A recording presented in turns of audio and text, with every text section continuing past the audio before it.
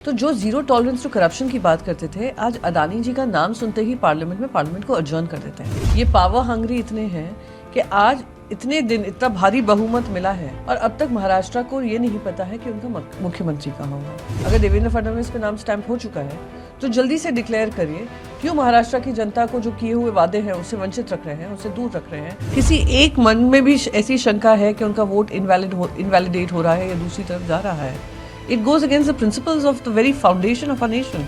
आज दुख इस बात का है कि यूएस कोर्ट्स, हमारी जो देश की प्रतिष्ठा है, सम्मान है, सालों की मेहनत से कमाया गया है, वो एक इंडस्ट्रियलिस्ट के चलते, के बचाव के चलते उसको ख़त्म किया जा रहा है। बात यह भी है कि उनके खुद के एक मेजर इन्वेस्टर टोटल एनर्जीज ने कहा कि उनको ये खबर ही नहीं थी कि यूएस में उनका किसी तरीके का इन्वेस्टिगेशन चल रहा है। ये बात ये है कि सेबी, ईडी, सीबीआई जिसको हरकत में आकर इस पे इन्वेस्टिगेशन करना चाहिए, क्योंकि वो जो केस में इंडाइटमेंट हुआ है, कहते हैं 2100 करोड़ से ज़्यादा ब्राइब्स दिए गए हैं ऑफिशियल्स को कॉन्ट्रैक्ट्स पाने के लिए। सरकारी कॉन्ट्रैक्ट्स हैं, सरकारी कर्मचारी हैं, उन पे ऊपर कार्रवाई होनी चाहिए। तो जो जीरो टॉलरेंस टू करप्शन की बात करते थे, आज अदानी जी का नाम सुनते ही पार्लियामेंट को अडजर्न कर देते हैं। ये दुखदाई है। इंडस्ट्रियलिस्ट प्रगति करें but not at the expense of my Nations esteem. तो मुकुल रोहतगी एक लीगल एडवाइस दे रहे हैं। हम जो बात कर रहे हैं देश के सम्मान, प्रतिष्ठा और कॉर्पोरेट गवर्नेंस को लेकर, और सेबी और जो हमारी इन्वेस्टिगेटिव एजेंसीज हैं क्या किसी दबाव में इन्वेस्टिगेट नहीं कर पा रही हैं। ये सारे प्रश्न चिन्ह हैं जो हम उम्मीद करते हैं कि पार्लियामेंट में व्यापक चर्चा के माध्यम से इस पर कार्रवाई होगी, कोई इन्वेस्टिगेशन का गठन होगा, इन्वेस्टिगेशन के ऑर्डर्स होंगे और दूध का दूध पानी का पानी देश की जनता के सामने आएगा। अगर बीजेपी में निर्णय हो चुका है देवेंद्र फडणवीस जी को मुख्यमंत्री बनाने का, तो उनको रोक कौन रहा है? 132 सीट लेकर आए हैं, बहुमत के बहुत पास में हैं। तो ये जो खींचतान चल रही है, सच्चाई ये है कि कोई निर्णय ये लोग बगैर खींचतान के लेते नहीं हैं। ये पावर हंग्री इतने हैं कि आज इतने दिन इतना भारी बहुमत मिला है और अब तक महाराष्ट्र को ये नहीं पता है कि उनका मुख्यमंत्री कहाँ होगा। ये तो जनादेश का निरादर करना है। आज फ्रंट पेज स्टोरी है कि महाराष्ट्र की एक और रिफाइनरी गुजरात की तरफ जा रही है और आंध्र प्रदेश की तरफ दूसरी जा रही है। ये मेरे महाराष्ट्र के हित के खिलाफ है। हमारे जो रोजगार के माध्यम बनने चाहिए थे वो दूसरे राज्यों में जा रहे हैं। हर दूसरे राज्य प्रगति करें but not at the expense of my state. ये इसलिए हो रहा है क्योंकि ये लोग अपनी पावर सेटिंग में लगे हुए हैं।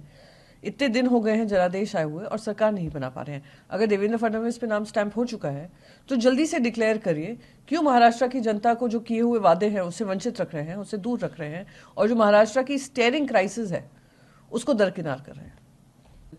देखिए, जिस तरीके से हरियाणा हो या महाराष्ट्र हो, और महाराष्ट्र में तो बाकायदा अखबार बता रहे हैं कि कैसे 95 assembly seats out of 288 seats, 95 assembly seats में जो वोट पोल हुए हैं और जो वोट काउंट हुए हैं उसमें अंतर है। करीब ऐसे 76 सीट्स हैं जो बता रही हैं कि जो वोट पोल हुए हैं उससे कम गिनती की गई है, और 19 ऐसे हैं जहाँ पे जो वोट किए गए हैं उससे ज़्यादा गिनती की गई है। तो प्रश्न चिन्ह ये उठता है, इलेक्शन कमीशन को has two is like the seizures wife who should be above suspicion, क्योंकि ये हमारी डेमोक्रेटिक रिपब्लिक की बात है जिसकी जिम्मेदारी इलेक्शन कमीशन को दी हुई है। तो सवाल ये है कि क्या ईवीएम को एक मीडियम बनाया जा रहा है to tamper with number of votes polled and counted and to declare winner.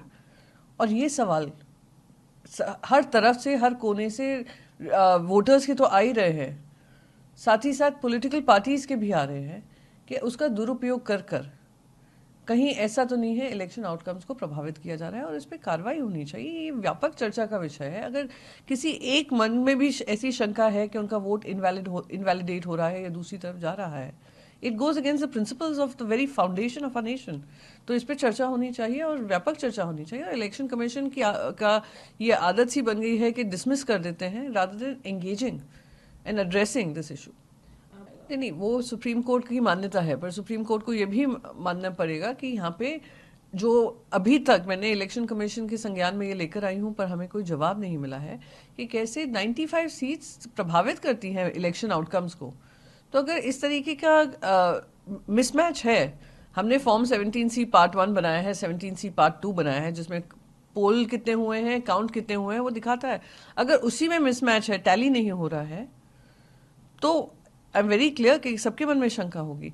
तो सुप्रीम कोर्ट ईवीएम पे चर्चा हो, ईवीएम पे हर तरीके से चर्चा हो, पर इलेक्शन कमीशन आकर उस पर एंगेज करे। And I am repeating the same argument कि Caesar's wife should be about suspicion, क्योंकि ये हमारे देश के प्रजातंत्र को लेकर आउटकम होते हैं, तो उस पर चर्चा होनी चाहिए। जब भारतीय जनता पार्टी सत्ता में नहीं थी, एल.के. अडवाणी जी के अंतर्गत एक किताब लिखी गई थी ईवीएम पर, तो सुप्रीम कोर्ट ने एक पीआईएल को रिजेक्ट किया है, पर supreme court I am sure इस पर अगर व्यापक चर्चा होती, पोली ड्राफ्टेड पीआईएल था क्या था मुझे नहीं पता है, अगर एक व्यापक चर्चा होगी इसके लूप होल्स भी जनता के सामने आएंगे। जिस तरीके से एक सिचुएशन वायलेंट हुआ, आपस में फिर से वही ध्रुवीकरण वाली राजनीति देखी, एक ऐसा ध्रुवीकरण वाला एजेंडा लेकर पहुंचे जो काम हुआ है, और लॉ एंड ऑर्डर व्यवस्था पूरी चरमराई है, दिखाता है कि राज्य सरकार पे अपनी खुद के ही कानून व्यवस्था पे कंट्रोल नहीं है, या उसके आड़ में ऐसा ध्रुवीकरण कर रहे हैं क्योंकि उनको पता है कि लोकसभा में भारी हार हुई है, तो इलेक्शन आउटकम विधानसभा चुनाव में जो कुछ ही साल में आ रहे हैं उसको प्रभावित कर सके। तो राज्य में ध्रुवीकरण करना, राज्य में आपस में मतभेद करना, ये तो बीजेपी का tried and tested tool kit है। मैं उम्मीद करती हूँ कि जनता इससे जागरूक होगी और जो कार्रवाई करनी चाहिए कि राज्य सरकार की तरफ से, वो राज्य सरकार पूरी तरीके से करे।